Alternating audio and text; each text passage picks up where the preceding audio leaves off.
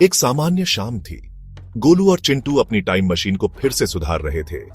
पिछली लड़ाई में क्रोनोस को हराने के बाद सब कुछ शांत लग रहा था। पापा, अब तो मशीन को म्यूजियम में रख दो। बहुत हो गई टाइम ट्रैवलिंग। बिल्कुल, अब मशीन को आराम देना चाहिए। अभी वो दोनों चाय पी ही रहे थे कि अचानक मशीन से एक तेज आवाज आई, ज़ज़रार बीप। मशीन अपने आप चालू हो गई। स्क्रीन पर कुछ दिख रहा था, इनकमिंग फ्रॉम ईयर 2091। एक जोरदार चमक हुई और मशीन से एक लड़की गिरी। उसके बदन पर फ्यूचर सूट था, चेहरा थका हुआ और हाथ में एक चमकता हुआ टाइम टैब। तुम कौन हो? मुझे भेजा गया है तुम्हें रोकने के लिए। क्या मतलब? लड़की ने धीरे धीरे टाइम टैब चालू किया। उस पर लिखा था, वार्निंग, टेम्परल कोलैप्स इन 24 hours, only one option, time lockdown. लड़की ने बताया कि वह साल 2091 से आई है, जहां इंसानों ने टाइम मशीन का दुरुपयोग किया। तुम दोनों ने भले इरादों से शुरुआत की थी, लेकिन तुम्हारी तकनीक दूसरों के हाथों में चली गई।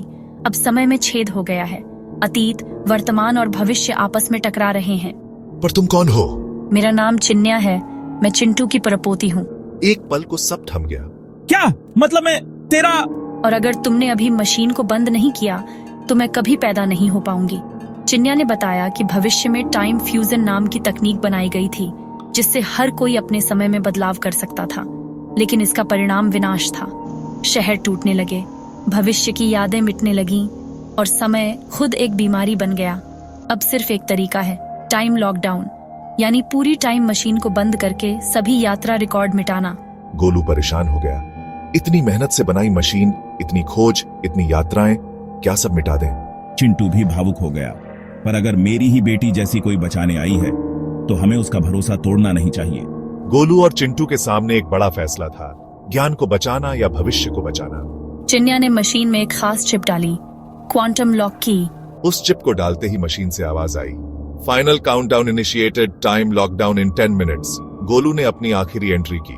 Golu and Chintu time scientists 2023-2025। Chintu ने मशीन को देखा और धीरे से हाथ फेरा। Bye bye machine mummy. Machine से रोशनी निकली, हर रिकॉर्ड मिटने लगा। चिंटू की पुरानी यात्राएं, क्रोनोस के डाटा, समांतर ब्रह्मांडों की एंट्री, सब वाइप आउट हो गया। धीरे धीरे मशीन चुप हो गई। अब बस एक खाली फ्रेम बचा था। चिन्या मुस्कुराई। अब भविष्य में फिर से सूरज उगेगा। चिंटू ने पूछा, अब तुम जाओगी? नहीं, अब मुझे कभी लौटने की जरूरत नहीं पड़ेगी। टाइम अब स्थिर है। मैं यहीं रह सकती हूँ, एक स्मृति बनकर। धीरे धीरे चिन्या की छवि धुंधली होने लगी और हवा में घुल गई। गोलू ने चिंटू से कहा, समय पर नियंत्रण पाना विज्ञान है, लेकिन उसे समझना संवेदनशीलता है।